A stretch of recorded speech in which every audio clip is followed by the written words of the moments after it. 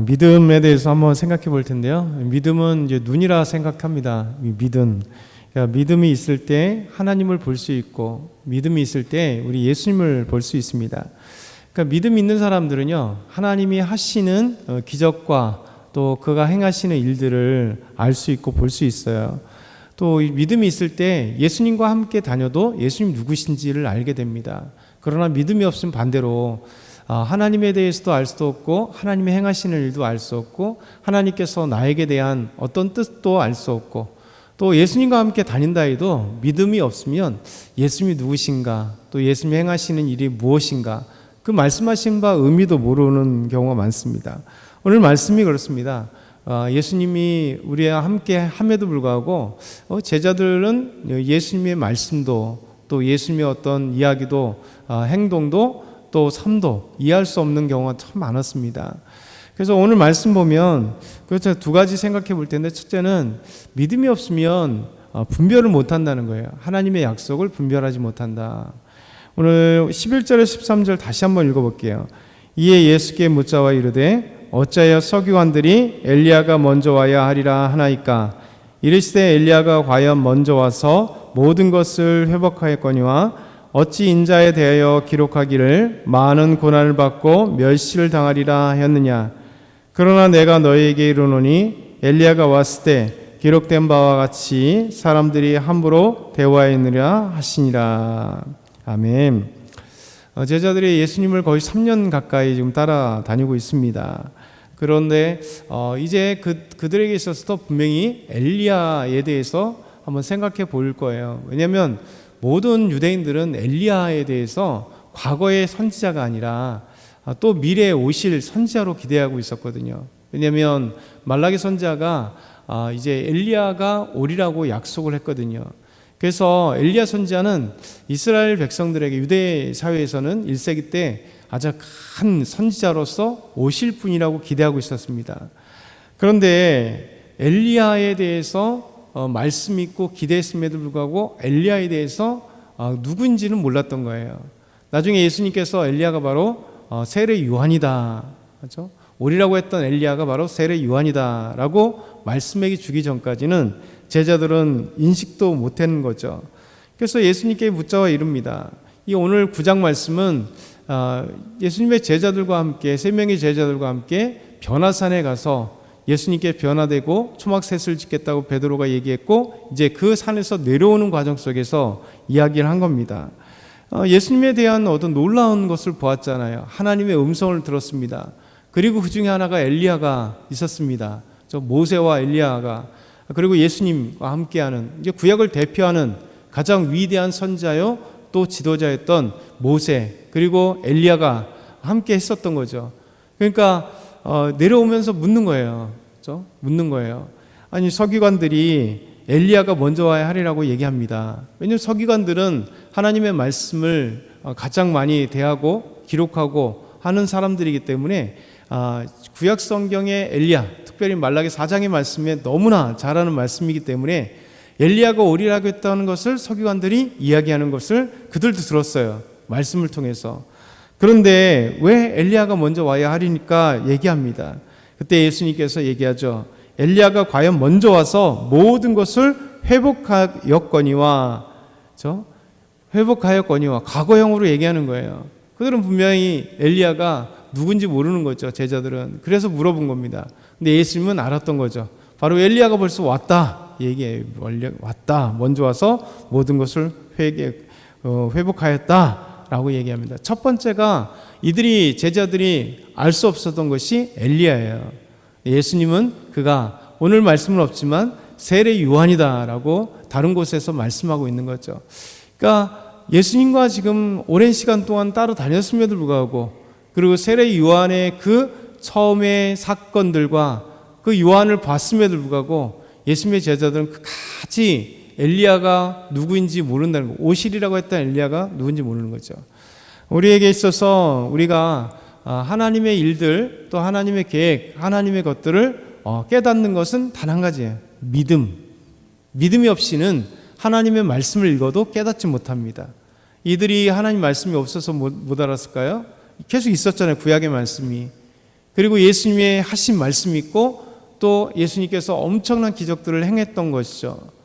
그리고 그들은 세례 요한이라고 하는 유대 사회에 그들에 있어서 엄청 3년 전에, 거의 약 3년 전에, 지금 사건은 거의 이제 말이니까 예수님 십자가 돌아가시고 그 이제 마가복음의 9장은 이제 예루살렘을 가고 있는 과정 속에 있으니까 그들은 3년 전밖에 안 됐습니다. 세례 요한이 있었던 그 위대한 선지자를 그들은 깨닫지 못했다는 거예요. 오늘 깨닫지 못한 두 번째, 분별하지 못하는 두 번째는 뭐냐면 인자에 대해서 그들은 제자들은 알 수 없었던 거예요. 오늘 말씀 보니까 이렇게 얘기합니다. 자, 인자에 대해 어찌 인자에 대하여 기록하기를 많은 고난을 받고 멸시를 당하리라 하였느냐. 그들은 인자에 대해서 몰랐습니다. 우리 복음서를 보게 되면요, 인자는 예수님의 자기 칭호예요. 예수님께서 오직 인자라고 하는 표현만 자기가 계속하셨습니다.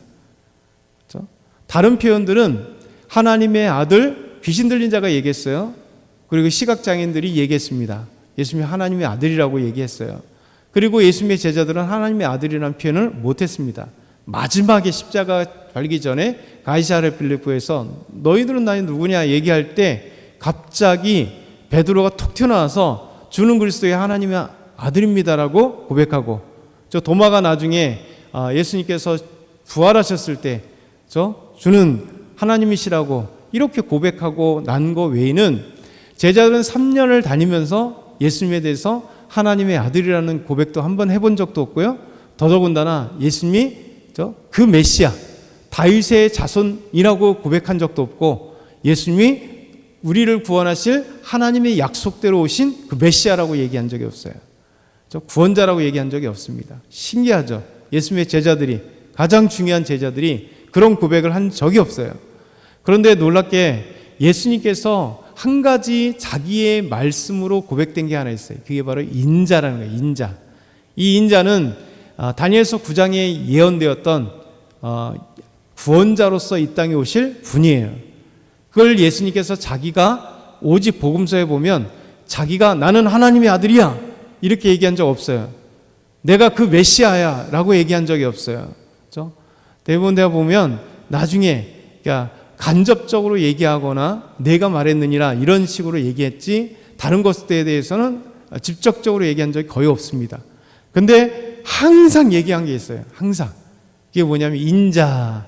인자는 머리 둘 곳이 없어. 인자는 고난을 받아야 돼. 인자는.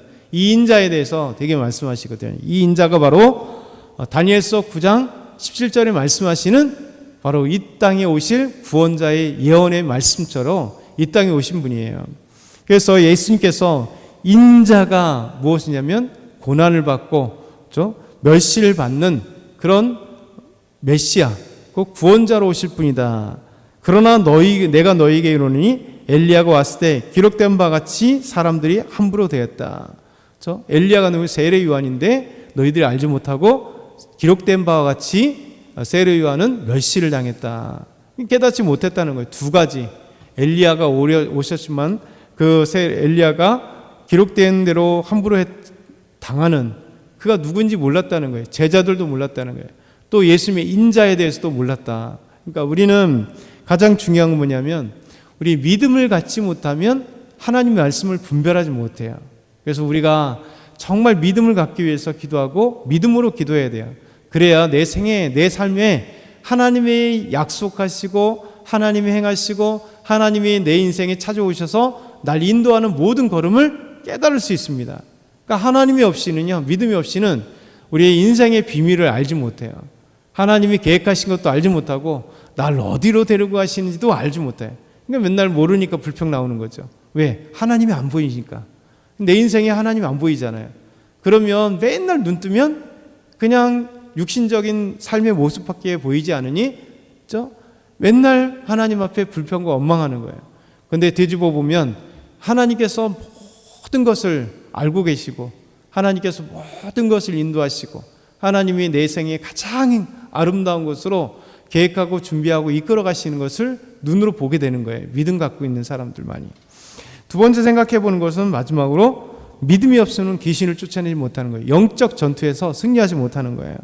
16절부터 19절 보면 예수님께 물어 이르되 너희가 무엇을 그들과 변론하냐 했더니 무리 중에 하나가 대답합니다. 선생님, 말 못하게 귀신 들린 내 아들 선생님께 데려왔습니다. 귀신이 얼마나 사악한지 어디서든지 아들을 잡아서 거꾸로 들이고 거품도 대고 흘리게 만들고 막 온몸이 파리해져 갖고 고통을 당하는 거예요. 그래서 선생님 제자들에게 좀 귀신을 쫓아내려고 얘기했지만 선생님 제자들이 귀신을 쫓아내지 못한다는 거예요. 여러분, 여기서 중요한 사실 하나 알려주잖아요. 귀신은 어떤 존재인가? 귀신은요, 악한 존재예요. 이 악한 존재는 사람에게 들린다는 거예요. 그렇죠? 사람들에게 들리는 거예요. 우리가 일반적으로도 보통 많이 알고 있잖아요. 귀신 들린 것. 그러니까 귀신 들리면 이 귀신이 사람을 이렇게 병자와 같이 고통당하게 만드는 거예요. 넘어뜨리고 거품 흘리게 하고 온몸이 파리하게 되고 떨고, 그러니 이 아들을 둔 아버지의 마음은 어떻겠어요? 온갖 예수님의 제자들에게 예수님께 찾아오기 전까지 뭐 없었겠어요? 뭐 나름대로 해봤겠죠. 병원에도 가보고 무엇인가 해보고 이 귀신을 쫓아내기 위해서 무엇인가 해봤겠을 거예요. 근데 예수님께 데리고 온 이유는 오직 예수님밖에 소망이 없다라고 생각하기 때문에 마지막으로 데려왔을 거예요. 근데 예수님께 직접 가지 못했으니 제자들에게 부탁을 했는데 제자들이 못 탔던 거예요.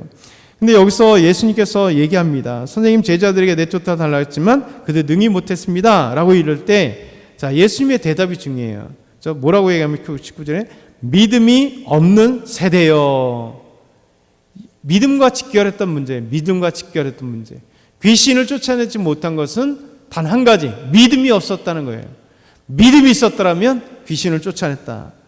그래서 내가 얼마나 너희와 함께 있으며 얼마나 너희를 참으리요. 그를 내게로 데리고 오라 하시매. 큐티 본문은 오늘까지. 내일의 본문이 이제 귀신을 쫓아내는 얘기예요. 이 놀라운 여기가 여기 있습니다. 우리 첫 번째 생각해 볼 것은 믿음이 없이는 하나님의 말씀 약속도 모르고 또 삶에 나타난 일도 모르고 예수님을 따라다녀도 예수님이 인자인 것도 모르고 아무것도 모른다는 거예요.